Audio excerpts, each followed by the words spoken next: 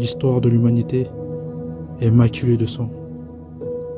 Que ce soit au nom d'idéologies belliqueuses et de haine diabolisant tous ceux qui ne pensent pas comme eux, et aussi dû à l'ambition de l'être humain de conquérir le monde en asservissant son prochain, en pensant lui être supérieur en tout point, jusqu'à même exterminer des peuples et des civilisations, avec comme exemple les aborigènes d'Australie, les Indiens d'Amérique, ou encore le génocide voilé engendré par la traite arabo-musulmane, où les esclaves, qui étaient noirs pour la plupart, étaient castrés, et très peu y ont survécu.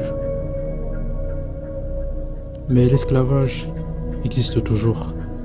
Il s'agit de l'esclavage moderne. Les produits qu'on achète pas cher se fait au prix des plus démunis et de l'environnement. Les sacrifiés nécessaires du monde ultra-capitaliste. L'exemple le plus frappant étant le génocide en République démocratique du Congo, au Nord Kivu. Plus de 10 millions de morts ces 20 dernières années et pas un seul mot des médias mainstream. Ce massacre étant préparé par des êtres sans âme avide d'argent et de manière machiavélique. Tout ça pour principalement du coltan et du cobalt, matériaux nécessaires et essentiels pour nos appareils électroniques. Il y a donc du sang sur les iPhones qu'on a en supermarché à des prix abordables.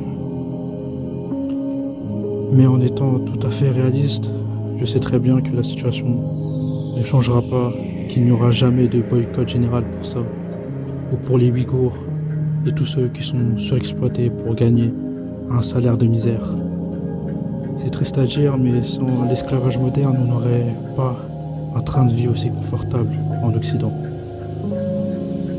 Même à notre époque, les chefs d'État sont prêts à inventer des faux prétextes pour faire la guerre afin de piller du pétrole et des matières premières, car on vit malheureusement dans un monde où le pouvoir de l'amour n'est rien face à l'amour du pouvoir.